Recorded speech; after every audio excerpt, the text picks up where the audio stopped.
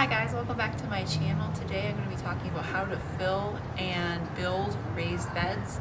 And I thought I would go ahead and make this video now because there are some advantages to making raised beds in the winter. A lot of people wait until the spring, but sometimes if you want to fill them cheaply, especially if you have really deep raised beds, it's better to do it in the winter so that the materials in the bottom of the bed have time to break down.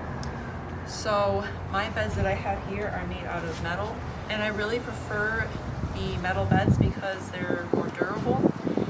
Growing up, my parents had wooden ones and they had to be replaced like every 7 years or so. You'd have to replace the wood because it started to rot, and it can be a little bit of a hassle because you'd have to shovel the dirt out of the bed, although they do look very nice. So I didn't want to deal with all that, so I ordered these beds from Amazon, and of course you get the nice prime shipping, and they're very easy to put together. You have to wear gloves when you're putting them together because they're sharp edges, so you have to be careful.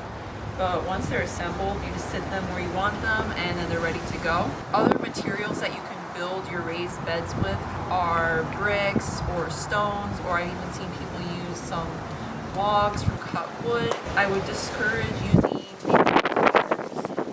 sorry, it's really windy outside. I would discourage using tires or any kind of toxic materials, like I've seen people use cinder blocks and stuff. I would discourage using that. If you do decide to use that, you want to put some kind of liner in there. So I want to get into something that's really important, is the location of your raised beds.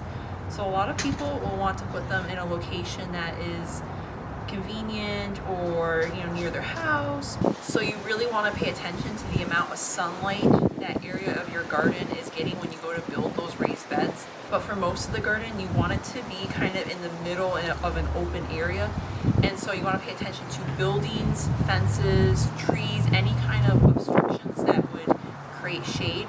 You want an area that's going to get full sun, and that's going to depend on where you live.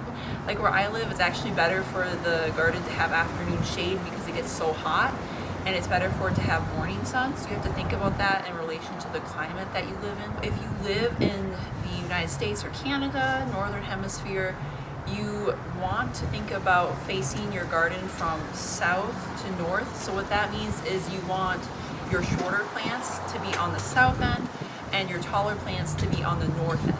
Now I've seen some people kind of debate about what direction to face your raised beds, like if you should have the beds running from east to west or north to south. I don't think, in my experience, that it matters a whole lot.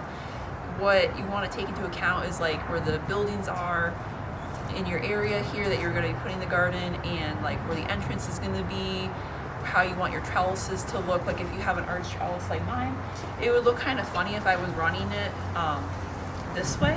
It looks better when it's facing this way. Something that I really recommend doing if you have the time to do this, if you're not in a rush to build your garden right away, is to take the time to observe the daylight in the area that you want to build your garden throughout the summer. So let's say you move into a new house in the middle of the summer. I would right away start tracking the amount of daylight you want to you get in that certain area of your yard, and then the next spring you build your beds based on the daylight tracking that you did the year before. Something else that you want to take into account is the location of your hose, where that's going to be, where your irrigation is going to go. So you don't want it to be too far away from where your garden is. So make sure you think about that before you build your garden. Something else you want to think about is the size of the beds that you want to get or build. I recommend no bigger than what I have here. Like as far as width wise, you want it to not be wider than 4 feet, because otherwise if you have like a really big like square, it's going to be hard to reach into the middle of the bed. You also want to think about the space between the beds. You want to have enough space to be able to crouch down and reach into the bed, and mine are spaced very tightly, and I normally would not do that because it is a little tricky for me to reach into the bed. So ideally I would recommend a spacing of like maybe 2 feet at least. So another thing I'm thinking about is what is underneath the raised bed.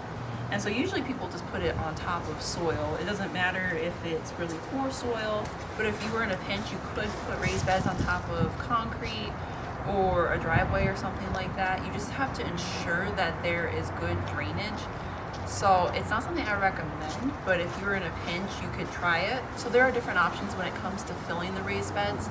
And depending on the amount of time you have and what resources you have, you might want to consider, especially if you have deeper beds. Mine aren't that deep, but if I had like 2 feet or 3 foot deep beds, I would probably put logs or leaves in the bottom of it, like extra, scrap materials, organic materials. But you have to give them time to break down. So when you go to fill your raised bed, there are options as far as the type of materials and where you source your materials. So you definitely are going to want some topsoil and some compost and mulch.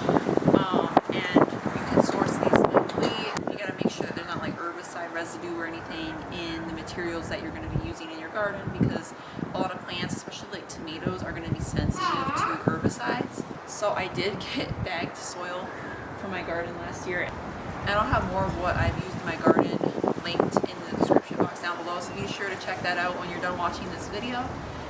But you want to have a ratio of about 30% topsoil, 30% compost, and about 30% soil amendments, which are going to be things like peat moss or coconut bricks, which you use to help your soil absorb and hold on to the water. And then things like perlite, which help increase the aeration of the soil, because you don't want it to get too compacted, and that makes it hard for roots to spread and grow. You want it to be nice and light, but not too light, but perfect, like a loamy soil for your plants to grow in. And you want the soil to be really nutritious. And I always add organic fertilizer and organic minerals. I add those to my soil at the beginning of each planting season. And then for the top layer, for the mulch, I use straw, and I use like a straw with tackifier, and that helps to keep it from blowing away. I recommend having some kind of layer underneath your raised beds. And if you have weeds, I recommend using cardboard as the bottom layer underneath your soil. So you gotta make sure you put that in before you put the soil in. And if you have moles or any kind of little creatures that like to dig underneath your beds, if you had a problem with that, or if you have neighbors that have a problem with that, I'd recommend putting in hardware cloth underneath your raised bed, and that will prevent the little critters from digging up into the bed. These are just some things you want to think about when you're building your raised beds. I'll have a more detailed blog post linked in the description box, so after you're done watching this, check that out, and I'll have some links to some things that I use in my garden as far as soil amendments and stuff. So if you're interested, be sure to check that out, and be sure to like, share, and subscribe. I will be doing more gardening content in the future, and I'll see you guys again soon. Be well, guys.